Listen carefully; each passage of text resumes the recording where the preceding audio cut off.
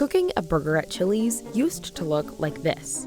5 minutes of smashing, flipping, and waiting. Now it looks like this. The patty grilling on both sides at the same time. It takes just 2 minutes and 5 seconds to go from order to plate. And Chili's needs those 3 minutes to translate to bigger sales. It's just one of the many changes that might seem unnecessary, even pointless. But they could save the company at least $6.5 million every year. Here's how Chili's is pivoting its kitchens to focus on speed, and why it thinks fixing inefficiencies will bring back customers. They were once a real category leader in casual dining. That space now is very crowded. There's a lot of other kind of casual dining chains out there. So the chain tried to attract younger customers by filling the menu with more options.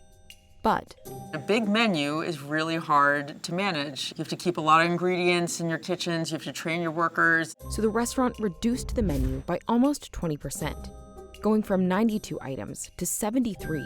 The company says it saved millions by having fewer ingredients. What are the menu items that are either duplicative on the menu or don't really sell and create a lot of prep steps for the kitchen? And so we've eliminated a lot of those. Take this fried chicken, for example. There used to be 2 types of chicken crispers on the menu, and cooks had to individually coat and fry every chicken piece to order. So to make the station more efficient, the restaurant got rid of tempura-breaded chicken. Now the chicken can be tossed in just one type of breading in bulk, up to 30 pieces at a time. The company says that saves 10% of workers' time. That is a huge amount of not just time savings, but more importantly, it allows you to sell a whole lot more crispers during a very tight window of time during service. And the restaurant hopes faster service means more repeat diners. But not everyone is happy about the menu changes. The original chicken crispers have been my order for my entire life. 26 years of tradition, and you just take it away? Like it means nothing? There is a certain nostalgia for the food that's been on their menu. You know, losing a favorite menu item really might be devastating, and they might not want to go back. The company acknowledges that cutting down the menu could drive away some customers, but it says it's worth the risk. We're actually selling more crispers now with 1 breading than we did with 2 breading because they're coming out more consistent and hotter and fresher. And it's not just the menu. The chain is saving even more kitchen time by getting rid of tasks entirely. Chili's says workers used to spend at least an hour every day counting and bagging this shrimp to be used throughout service. In theory, it could be a whole lot faster to be able to grab that bag. The reality is it's not any faster, and that's just essentially wasting time during prep that could be spent on other things to make the food even better. So now, workers just pack the shrimp after prep by eyeballing it. They only portion the shrimp when they need to cook it. According to the company, that shrimp bagging chore was costing it $6 million annually across its 1,100 restaurants. And though the chain says it's saving time and money with fewer tasks, it's not cutting jobs as a result. They're not actually cutting that money from their budget. That is some of the money they're using to reinvest into, bringing on more staff hours, to helping, with the service level. But that is meaningful. I mean, that is millions of dollars.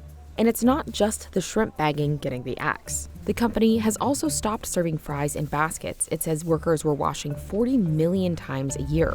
That's an estimated $430,000 in annual savings from not buying them, according to the company. Chili's is also buying smaller pickle jars. The company says the old ones were a pain to open and portion out. Now, it's as easy as unscrewing the top. The company says that alone will save it $500,000 annually. The tasks and changes might appear small, but that does add up when you're talking about over 1,000 restaurants all over the country. Beyond trimming menus and chores, the company is looking to make kitchens faster overall. It's invested in testing new equipment, like that grill from earlier, that can sell for around $38,000. Workers don't have to worry about watching the food while it cooks. And more food can be prepared with less time. This is expensive. It's not cheap to get these new grills or these ovens. This is a really big investment, but it seems that Chili's is taking this bet because they do think it will pay off. That section of the kitchen has gone from being the hardest part of the kitchen to run to actually being the easiest part of the kitchen. But the company says that installing the equipment will be slow. The new equipment is in just 67 of the chain's more than 1,000 restaurants. It's going to take years to roll out between both building equipment, assessing our restaurants on where to install the equipment and getting the equipment installed. The company says that focusing on efficiency also makes workers' jobs easier as the chain grapples with labor shortages and inflation. What we're finding is ticket times are going down, food scores are going up, but most importantly, team members are finding it really easy to serve the guests very quickly, and that's exciting because we know if we can improve speed of service, that's going to lead to sales growth. Quarterly profits exceeded expectations. Customer traffic is still down, partly because of the pandemic, though it has been improving.